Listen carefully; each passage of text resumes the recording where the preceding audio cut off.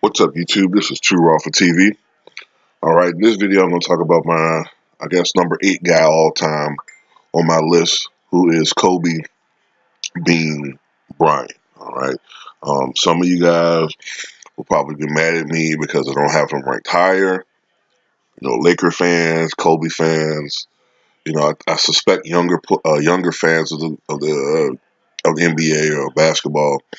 And there gonna be some guys who will be wondering, why do I have him ranked higher than I used to? Those are guys who are my age, or fervent Kobe haters, or whatever. And my perspective has changed a little bit over the past couple of years. My Kobe hate has, pretty much gone away. So I'm able to look at his career more objectively. And I compare it to some of the hype jobs that we have out there now. And also, I take certain things into perspective, like his ability to control a game, his ability to hit uh, game-winning shots. Though I still think in that aspect it's a little bit overrated because I've seen Kobe. And put it like this: I feared Kobe, but at the same time, I thought the media went a little overboard with some stuff because I have seen Kobe miss a lot of potential game winners. But one thing I will give him, like a Brett Favre, okay, is he has no fear in those circumstances.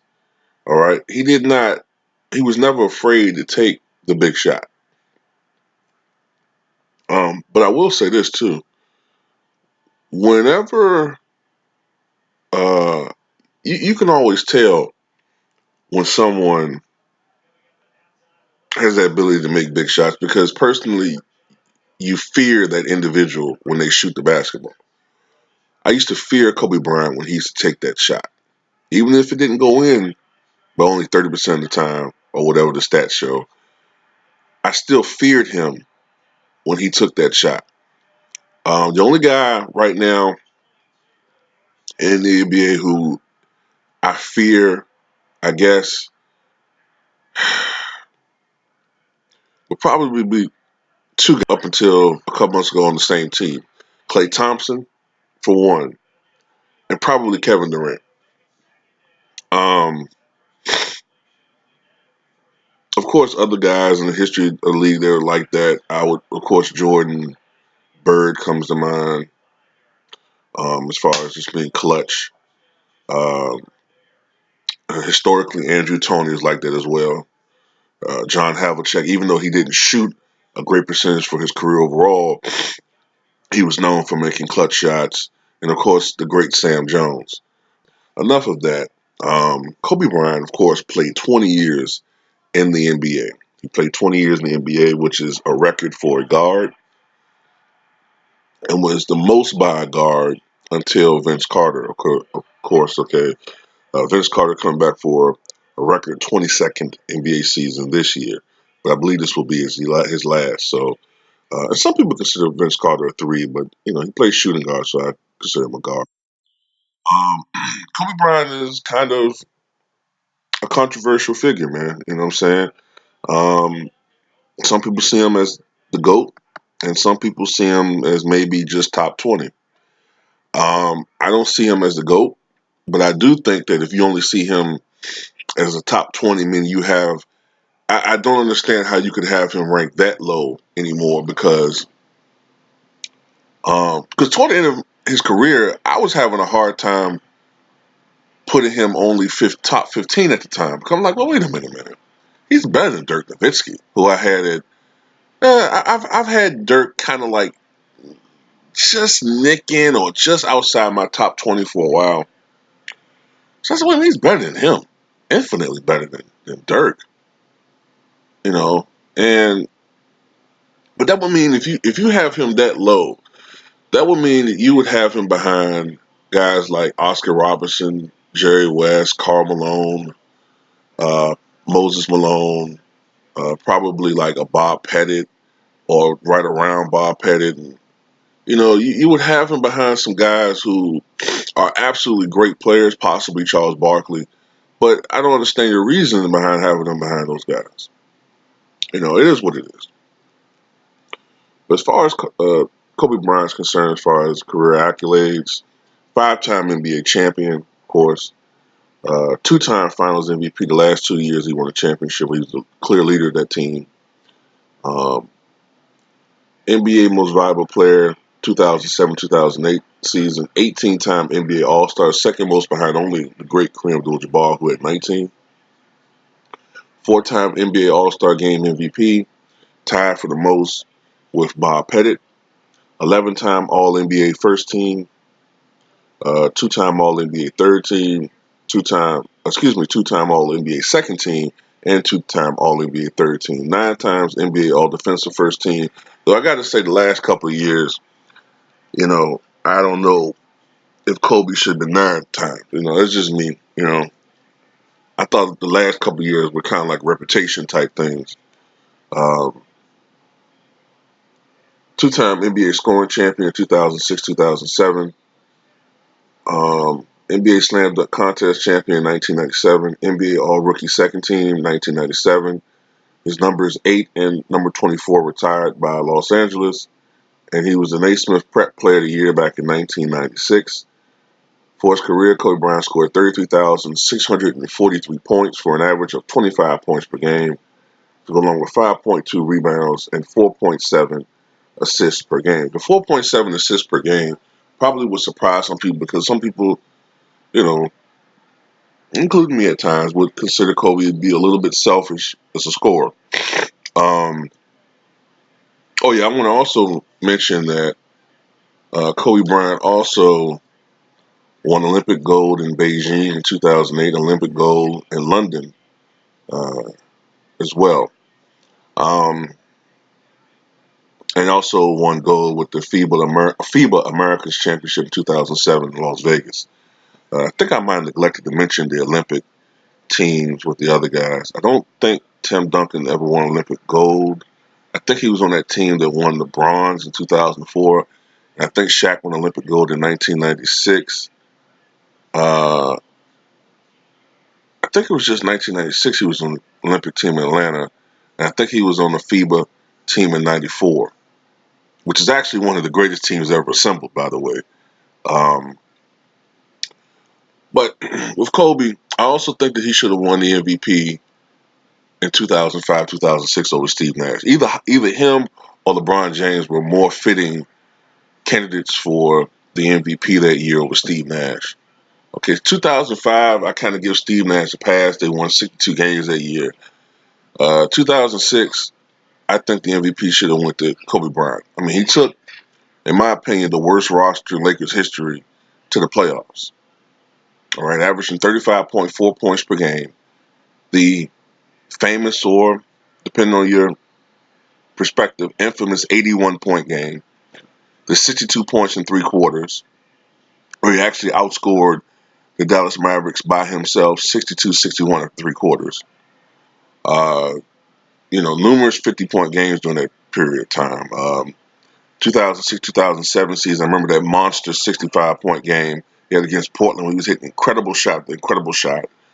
I think he had 10 50-point games that season, including 4 consecutive toward the end of the season. I vividly remember this stuff. This is when people were comparing him to Michael Jordan, saying that he was a better burst scorer than Michael, which could possibly be true. Maybe a better burst scorer. I wouldn't say he's a better consistent scorer, but he definitely could light people up. I do remember the 55-point game he had against the Wizards when Jordan was there. But I got to say something in Michael's defense. This is my opinion. I wouldn't word it as him dropping 55 on Mike. Because in order to say you drop 55 on somebody, that means that person's had to guard you throughout the game, okay? If I remember correctly, throughout that game, in the first half, it was more Tyronn Lue, Jerry Stackhouse, if I'm not mistaken, and I can't remember the other person, but it was more those guys. And in the first half, Kobe had 42 points on 14 of 16 shooting. In the second half of the game, Michael Jordan primarily guarded Kobe and held him to 13 points on 1 of 13 shooting from the floor. But that gets neglected to be mentioned sometimes. But I just thought I'd mention that. But anyway, and I do think 2002-2003 season, Kobe had his overall best season, averaging 30 points per game. I think like 7 rebounds, like 5 assists, and over 2 steals per game. That's when he had the 9 straight 40-point games as well. Kobe Bryant has, 20, including the playoffs, I think it's 25 career 50-point games. And second most all time, although I'm starting to think James Harden might challenge that eventually in this age of scoring. That's why I always try to put James Harden scoring into perspective. He did average 36 points, I think 2 points per game last year. But you have to also remember that this is a league that averages 111, 112 points per game, as opposed to the year Kobe averaged his 35. The league average was 97. And when Michael averaged 37 points per game in 87, the league average, I think, was 108. No, it was, no, I think it was more than that. I think the Bulls averaged 108 points. I think the league average was probably close to what it is now.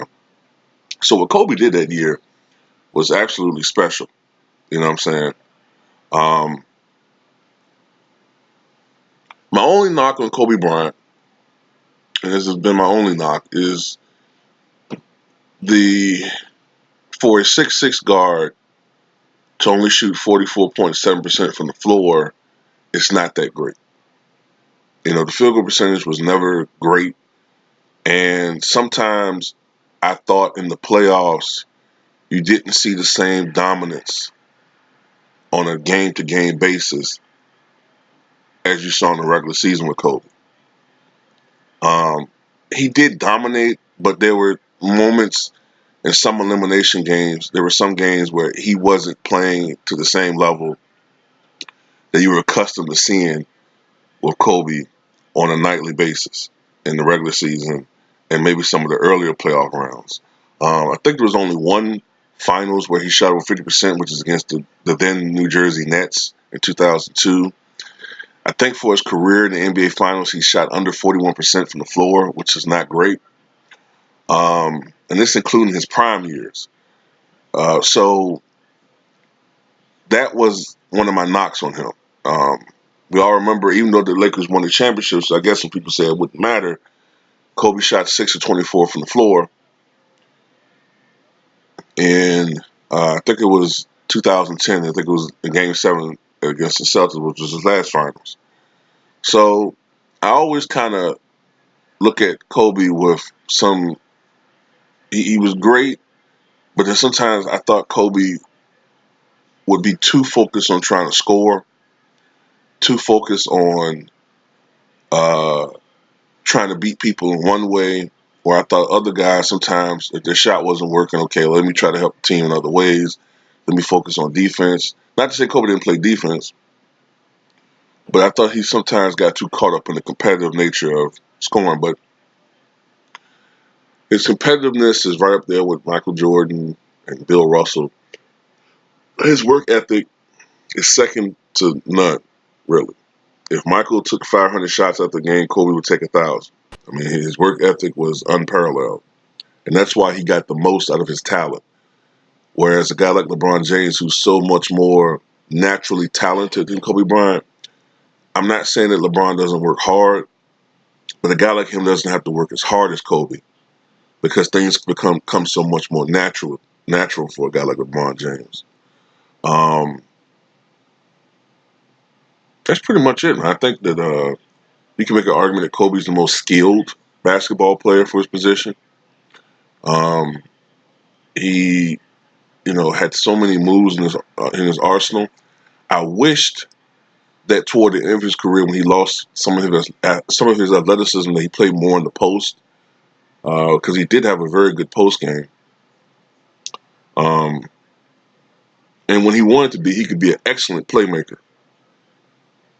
You know what I'm saying? Excellent playmaker. But that's pretty much it, man. I have Kobe Bryant number 8. I think, uh, Kobe had a little bit better career than Shaq. So that's why I have him number 8. I know some guys not going to agree with this, but tell me what you guys think.